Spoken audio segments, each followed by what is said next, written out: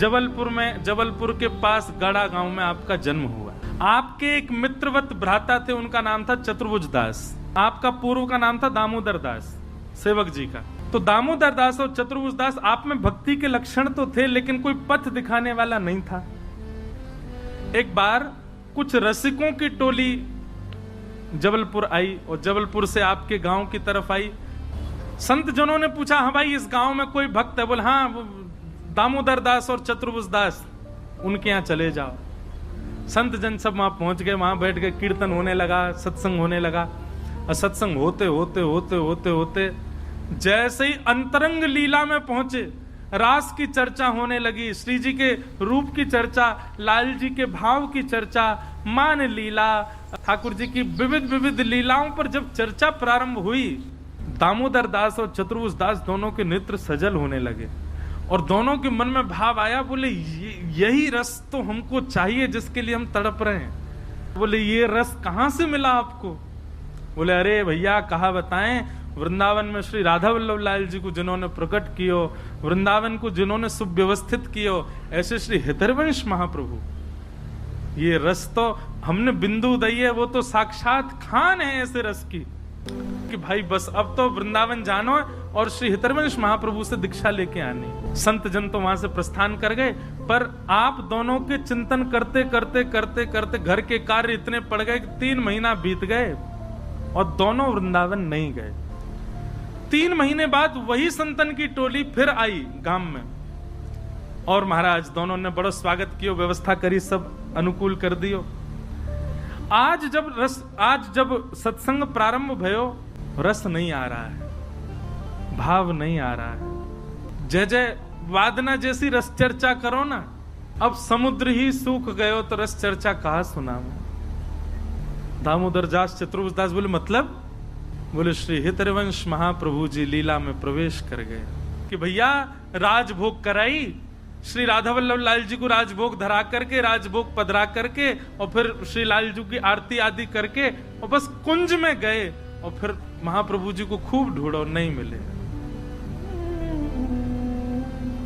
ये चर्चा जैसे ही सुनी, दामोदर दास और चतुर्भुज दास पछाड़ खा करके गिर गए, रुदन करने लगे। बोले हमने तो विचार किया था कि हम वृंदावन जाएंगे, श्री महाप्रभु जी से अनुग्रहित होकर के आएंगे, दीक्षा प्राप्त करके आएंगे, ये संभव नहीं हो सकता। अरे हम क्यों विलंब में पड़ गए, हम क्यों ग्रह कार्यों में रुक गए, हम क्यों नहीं गए महाप्रभु जी के पास? चरण पकड़ लिए संतों के, कोई उपाय बताओ, प्राण निकल जाएंगे हमारे, महाप्रभु जी कैसे मिलेंगे, अब वो पुनः प्राप्ति कैसे होगी, आप कृपा करके बताओ। संत जन बोले अब तो वो निधि प्रदान कर गए वृंदावन को, अब बस उन्हीं की रसवाणी वहां चलती रहे, वही कुछ सुन लो भैया।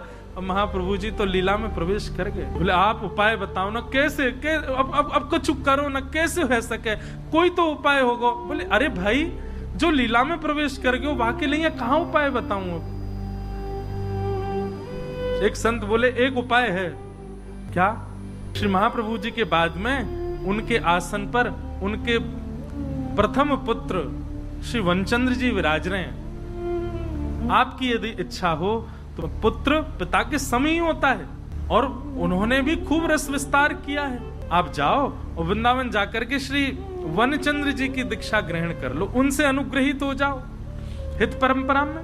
चतुर्भुज दास जी बोले अब तो मैं बिल्कुल विचार ही नहीं करूं, मैं अभी वृंदावन जाऊंगा। चल भाई दामोदर दास अभी चलें, अभी जाके वनचंद्र जी से दीक्षा लें। बोले नहीं, गुरु जिसको हृदय से माना वही मेरे गुरु। कहने अरे कैसो हट करे भैया, जब हमने कह दी लीला प्रवेश है गए, उनके पुत्र विराज रहे, जाओ। बोले उनके पुत्र खूब योग्य है, मैं उनकी बात नहीं करता, पर मैं जिसको हित से अपने चित्त से स्वीकार कर चुका हूं उसका त्याग कैसे करूं? अरे मैंने सुना है कि भक्त की भक्ति के बल से भगवान प्रकट हो जाते हैं, क्या शिष्य की भक्ति के बल से गुरु प्रकट नहीं होंगे? और मैं अपने भजन के बल से महाप्रभु जी को बुलाऊंगा। चतुर्भुज दास जी बोले भैया मैं तो अब विचार नहीं करूंगा, मैं तो जा रहा हूं। बोले तू जा वृंदावन। चतुर्भुज दास जी वृंदावन चले गए, लेकिन श्री दामोदर दास जी वहीं बैठ गए और वहीं बैठ करके 7 दिन का अनशन ग्रहण कर। महाराज जैसे अनशन व्रत पर बैठे हैं,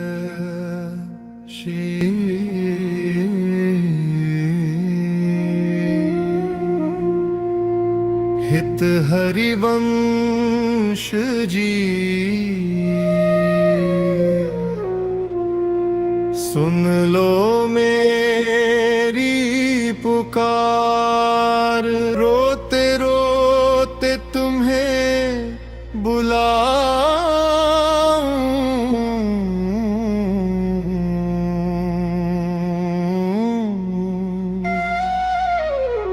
अब न करो इनकार।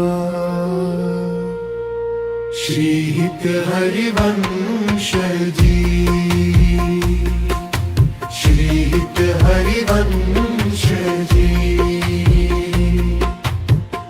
डूब रही है जीवन नैया, थामो एक ही बार।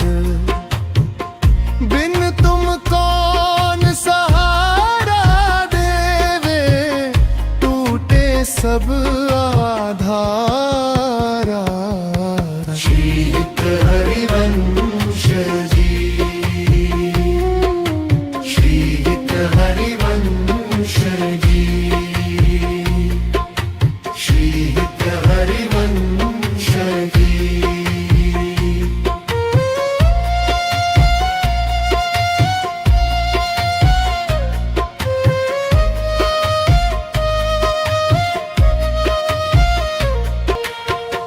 दया की एक झलक दिखा दो, मिट जाए भव भार। करुणा कर दो दीन दयाला, खोलो प्रेम द्वार।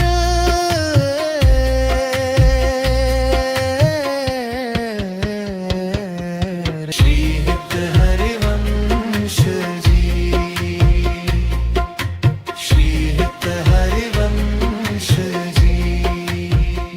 हरिवंश हरिवंश हरिवंश हरिवंश नाम का उच्चारण करते करते करते करते 7 दिन तो क्या, 3 ही दिन पूर्ण हुए थे। 3 दिन होते ही श्री यमुना जी प्रकट हो गई, ब्रज प्रकट हो गया, कुंज प्रकट हो गई और श्री हरिवंश महाप्रभु प्रकट हो गए। हरिवंश जी, श्री हित हरिवंश जी। और प्रकट होकर के दामोदर दास भक्त को अपने हृदय से लगा लिया। लीला प्रविष्ट आचार्य पुनः प्रकट हो गए। हित परंपरा की सब विधि बताई, हित चतुरासी जी प्रदान की और निज मंत्र गुरु दीक्षा प्रदान की। प्रदान करके कहा अब इस रस का विस्तार करो और नाम प्रदान कर दिया सेवक जी।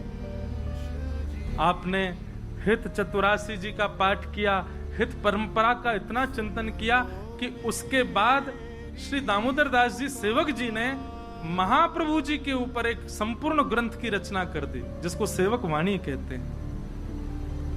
अभी तक वृंदावन नहीं गए थे। चतुर्भुज दास जी दीक्षा लेकर के वनचंद जी से वापस आए।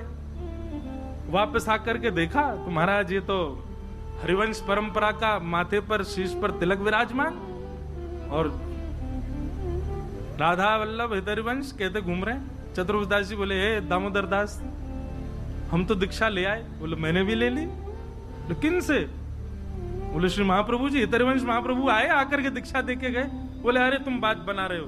बोले मुझे पता थी तुम विश्वास नहीं हो। देखो हित चतुरासी जी और संपूर्ण हित परंपरा सुना दी बैठ करके, और श्री सेवक वाणी जी जो उन्होंने लिखी है महाप्रभु जी के भाव से पूरा ग्रंथ दिखा दी। बोले देखो महाप्रभु जी कृपा करके गए और दीक्षा। और श्री राधा वल्लभ जी के निज मंदिर में विराजमान श्री वनचंद्र जी को जैसे ये बात पता चली कि पूज्य आचार्य चरण, पूज्य पिताजी महाराज, पूज्य गुरुदेव भगवान श्री हरिवंश महाप्रभु लीला प्रवेश के बाद पुनः प्रकट हुए, प्रकट होकर किसी को दीक्षा देके गए। वनचंद जी ने पत्र लिखा, सेवक जी ने पत्र पढ़ा, वृंदावन से निमंत्रण पा करके आनंदित हो गए और पत्र लिख करके कहा सेवक जी आपको प्रणाम, हम आपको निमंत्रण दे रहे हैं, श्री जी आपको बुला रही हैं, आप वृंदावन आओ, श्री जी का भंडार लुटाएंगे हम, आपके आगमन की प्रसन्नता में उत्सव मनाया जाएगा वृंदावन में, आप वृंदावन पधारो, आपके दर्शन की अभिलाषा है। सेवक जी को केवल एक ही चिंता थी कि कहीं इन्होंने जो लिखा है मेरे जाने से ये लुटावेंगे उत्सव, वो उनको स्वीकार नहीं था। ऐसे कोई बड़े नहीं हम कि हमारे लिए श्री जी का भंडार लुटाया जाए। सेवक जी महाराज ने क्या किया, अपना रूप बदला, अवधूत रूप धारण किया, पूरे अंग पर रज लगा ली, केश मुड़ा दिए और विचित्र सा वेश धारण कर लिया, विचित्र से वस्त्र पहन लिए कि हमें कोई पहचाने ही नहीं, तो वृंदावन पहुंच जाए हम। महाराज जी कितनी सुंदर लीला है, सुनियो।